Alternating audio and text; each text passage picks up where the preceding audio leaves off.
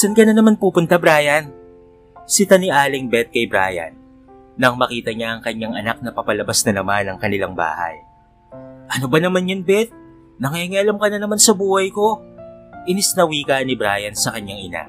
Sabay kamot sa ulo nito na tila ba nang gigigil sa kausap. Ganito ang binata na makipag-usap sa kanyang ina.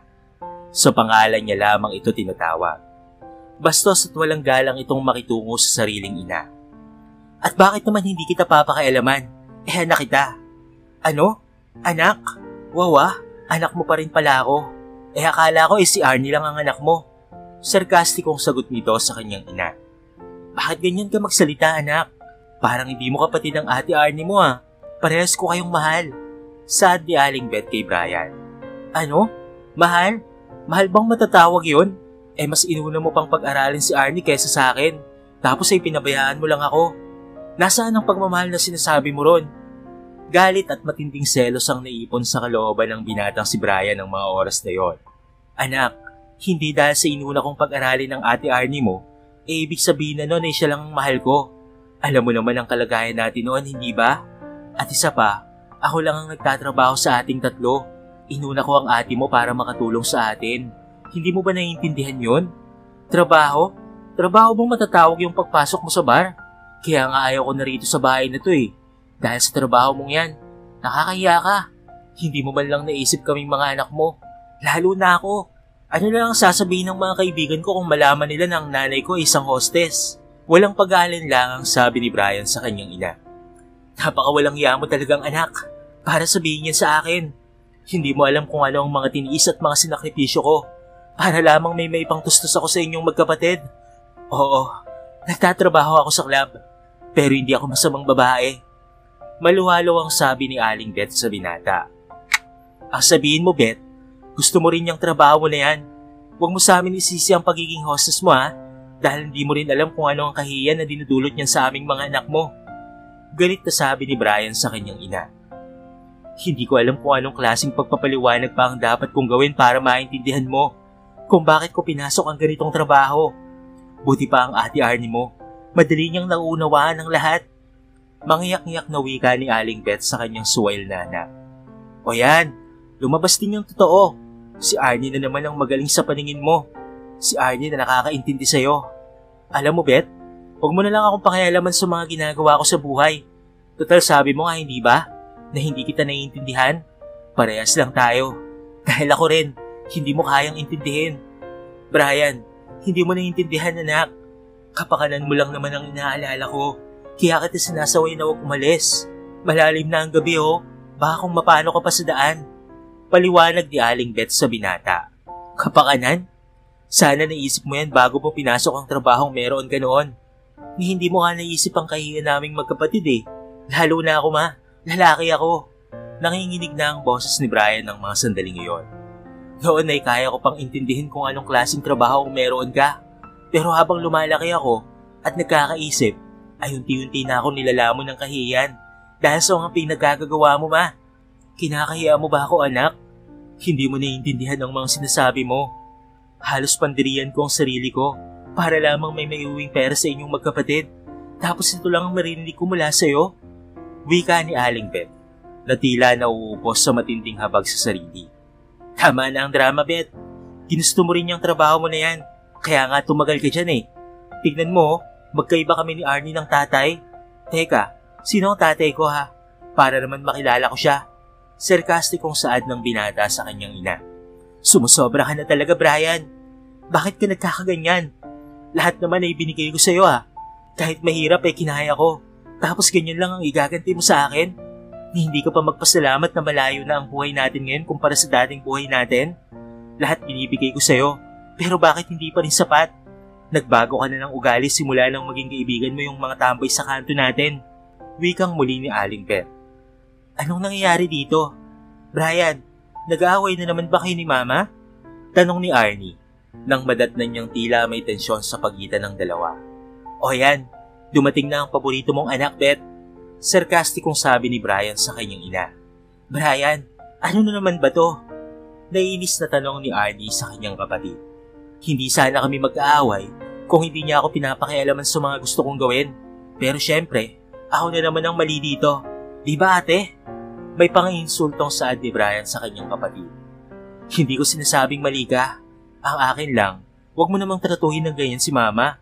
Dahil lang sa maling trabaho niya noon. Wika ni Arnie sa nakababatang kapatid. At bakit hindi? Kung makaaste, nakala mo naman ay perpektong magulang. Bastos saad ng binata sa kanyang ate. Hayaan mo na Arnie anak. Intindihin na lang natin ang kapatid mo. Alam ko na malaki ang naging kasalanan ko noon dahil sa naging uri ng trabaho ko. Pero Brian, anak, lagi mong tatandaan ha, na mahal kita. Kung ano man ang galit na meron ka sa akin noon, sana'y dumating ang araw na mapatawad mo rin ako. Malungkot na saad ni Aling Beth sa kanyang bunsong anak at pagkuway umalis. Pumasok na ito sa kanyang silid. Yan ka na naman Brian, palagi mo na lang sinusumbatan si mama sa trabaho niya noon. Matagal na panahon na yon. Isa pa, tumigil na siya hindi ba? Naiirit ang sabi ni Arnie sa kanyang kapatid. Anong tumigil? Noong 1 linggo lang, nalaman ko na naging customer niya yung kaibigan ko. Alam mo ba dahil doon, pinagtatawanan ako ng mga kabarkada ko? Ngayon mo sabihin na maling magalit ako kay Beth. Sobrang apektado ako sa mga ginagawa niya ate. Sana man lang, ay bago niya ginawa yan ay inisip niya muna kung anong magiging epekto noon sa akin. Isa pa, di ba may trabaho ka na? Dapat tumigil na siya sa maduming trabaho niya na yan.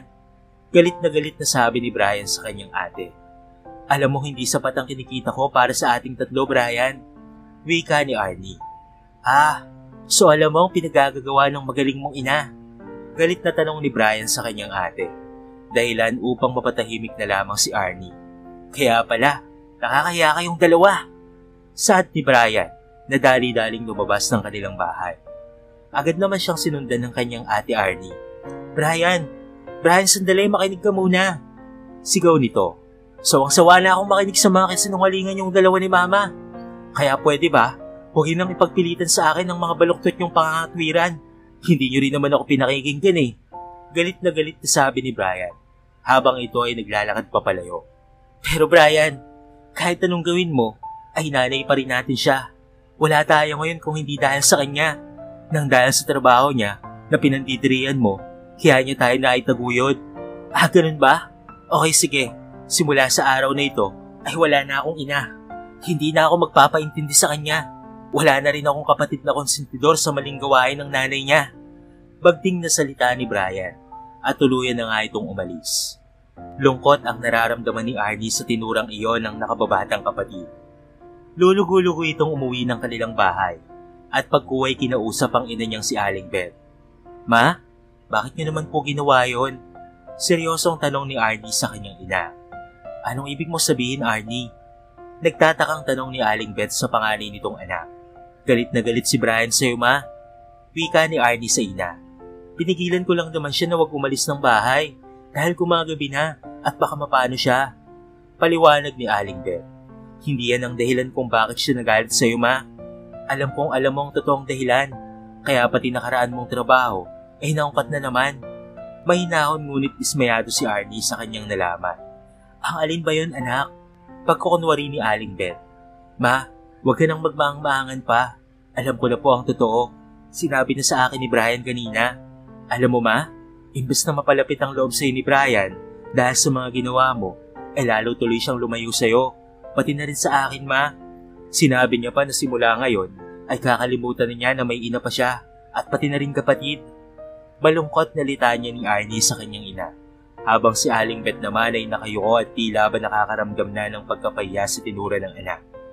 Samantala, si Brian naman ay nagtungo sa kanyang matalik na kaibigan na si Arvin. O Brian pare, nakadalaw ka ata. Tamang-tama may sasabihin ako sa iyong importante. Alam ko na yan pare. At para sabihin ko sa iyo, hindi ko yun ina. Wala na akong ina. Ha? Alam mo na? Sinong nagsabi sa iyo pre? Takang tanong ni Arvin kay Brian. Kaya ka ba nandito kasi lumayas ka sa inyo? Tanong muli ni Arvin sa kanya. Hindi ko na masikmura yung ginagawa ng nanay ko pare. Pati kaibigan ko pinatulan niya. Naiinis na galit na saad ni Brian sa kaibigan. Naku pre, kahit anong inis mo dyan, sigurado akong babalik ka pa rin sa bahay nyo. Baka nga mamaya-maya lang nandiyan na sa Aling Beth para sunduin ka. Mahal na mahal ka kaya ng nanay mo. Sinabi niyo yun sa mama ko noong minsang magkausap sila. Mahal na mahal? Asaan ang pagmamahal doon? Pati sa kaibigan natin pumatol siya. Nanditiring wika ni Brian sa kaibigan. Hindi ko kailangan ng mga bagay na meron ako ngayon dahil alam kung saan galing yun. Dagdag pa ng binata. Nagpalipas ng buong magdamag si Brian sa bahay ng kanyang kaibigan na si Arvin, kasama ang iba pa nilang mga barkada.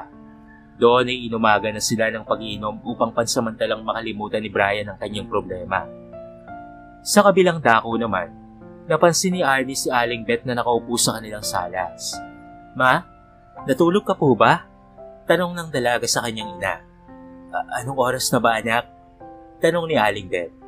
"Mag-aalas 8 na po ng umaga, ma," sagot ni Arnie. "Hindi pa rin ba umuwi si Brian?" Tanong muli ni Beth.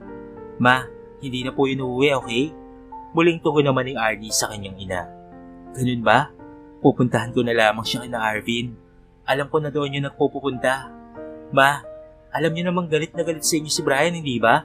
Tapos pupuntahan niyo pa? Baka kung ano pa ang masabi sa inyo noon na masakit na salita. Masasaktan lang kayo." Awat ni Arnie sa kanyang ina. "Kahit na anak, kailangan ko siyang puntahan. Kailangan kong ipaliwanag sa kanyang lahat-lahat." "Ang alin, ma? Ano ang ipapaliwanag mo? Na pumatol ka sa kaibigan niya?" "Ma, makinig naman kayo sa akin. Galit na galit si Brian, kaya't huwag niyo nang puntahan. At isa pa, uuwi rin yun dito dahil nandito pa ang mga gamit niya." Saad ni Arnie. "Ako may kasalanan kung bakit siya naglayas," wika ni Aling Beth. Hindi na nga nagpaawat si Aling Beth kay Arnie at agad na pinuntahan si Brian sa bahay nila Arvin. "Brian, iho, nandito ang mama mo." Tawag ng nanay ni Arvin kay Brian. "Oy pre, mama mo nandiyan na. Sabi ko sa'yo, susunduin ka niyan eh." Nakangiting wika ni Arvin kay Brian, ngunit hindi yon ikinatuwa ng binata. "Ang tigas talaga ng ulo ng matandang yan ah. Pinuntahan pa talaga ako dito?" Inis na saad ni Brian at saka tinungo ang sala kung saan naghihintay ang kanyang ina. "Anong ginagawa mo dito, Beth?" Bungad ni Brian sa inang si Beth. "Susunduin kita, anak. Umuwi na tayo, Brian." Pagsusumamo ni Aling Beth sa kanyang anak, habang hawak-hawak ang kamay nito. "Pwede ba? Bitawan mo nga ako, Beth." Sigaw ni Brian, sabay wasiwas ng kamay ng kanyang ina. "May gusto ka lang makita rito eh." Panginsultong muli ni Brian sa kanyang ina. "Hoy Dan, nandito ang nanay ko. Hinahanap ka." Sigaw muli ni Brian, dahilan upang mapalunok itong si Dan sa tinurang iyon ng binata. "Ha? Anong ibig mong sabihin, pre?" Nagtatakang tanong ni Dan. "Huwag ka nang mag-alala, pre. Hindi ako galit sa'yo. Galit ako sa malandi kong ina. Ay, hindi ko na pala ito ina. Wala akong inang malandi at pumapatol sa kaibigan ko." Nakangising saad ng lasing na si Brian. "Anak, lasing ka na kaya umuwi na tayo." "Umuwi? Ikaw ang umuwi. Dahil hindi ako uuwi at hindi kita ina. Kaya wag na wag mo na akong tatawaging anak, Beth, ha? Alam kong galit na galit ka sa akin, anak. Pero wag naman sana tayong gumawa ng gulo rito sa bahay nila Arvin. Nakakaya sa mga kaibigan mo." Saad ni Aling Beth. "Dito nahihiya ka? Pero ang magtrabaho sa bar at pumatol sa kaibigan ko hindi ka nahihiya?" Malakas na usal ni Brian. "Brian, anak, please, huwag dito." Pakiusap ni Aling Beth sa kanyang ina. "Ngayon nakikiusap ka sa akin, pero nung mga panahon na nakikiusap ako sa'yo, ay hindi mo ako pinakinggan." Panunumbat ng lasing na si Brian sa kanyang ina. "Pre, ang mabuti pa ay sa bahay na lamang niyo pag-usapan ng mama mo ang problema niyo." Suwestyon ni Arvin. Dahil sa pakiusap ni Arvin, ay sumunod naman si Brian. Sumama siya sa kanyang ina upang doon sila makapag-usap sa kanilang bahay. "Ano bang problema mo, ha, Beth? Hindi ka ba titigil sa pamamahiya mo sa akin, ha? Pati sa bahay ng kaibigan ko, ay pinapahiya mo ako." Galit na litanya ni Brian sa kanyang ina. "Ang gusto ko lang naman, anak, magkasundo tayo. Gusto kong humingi ng tawad sa'yo sa lahat ng mga ginawa ko na naging dahilan kung bakit ka napapahiya sa mga kaibigan mo." Pagmamakaawa ni Aling Beth sa kanyang bunsong anak. Gusto mong mapatawad kita?" Nang iinsultong tanong ni Brian sa ina. "Oo, anak, lahat ay gagawin ko para mapatawad mo lang ako." Naiiyak na sabi ni Aling Beth kay Brian. "Okay, sige. Gusto ko ay mawala ka na sa buhay ko. Gusto kong mamatay ka na, Beth, para naman mawala na rin yung alaala ng marumi mong trabaho." Walang kagatol-gatol na wika ni Brian sa kanyang ina at sa katuluyan ng pumasok sa kanyang silid. Doon ay tuluyan na ngang umagos ang luha sa mga mata ng binata. Hindi niya gusto ang mga binitawan niyang mga salita sa kanyang ina. Mahal na mahal niya ito. Ngunit sa kabilang dako ng kanyang puso ay merong matinding galit na tumatabon sa pagmamahal niya sa sariling ina. Naiiwan namang tahimik na umiiyak si Aling Beth. Hindi niya akalain na masasabi yon ng kanyang bunsong anak. Kung alam lamang sana nito ang totoong dahilan kung bakit siya nakipagkita sa kaibigan nitong si Dan, ay hindi nito masasabi ang ganong mga salita. Ngunit hindi pa panahon upang malaman ng kanyang mga anak ang totoong dahilan ng kanyang ginawa. Samantala, isang umaga ay humahangos na kumakatok si Arnie sa kwarto ni Brian. Brian, gising! Sigaw ni Arnie sa kanyang kapatid. Ano ba yun ate? Ang aga-aga nang iistorbo ka. Inis na wika ni Brian. Lumabas ka dyan dali. Si Mama.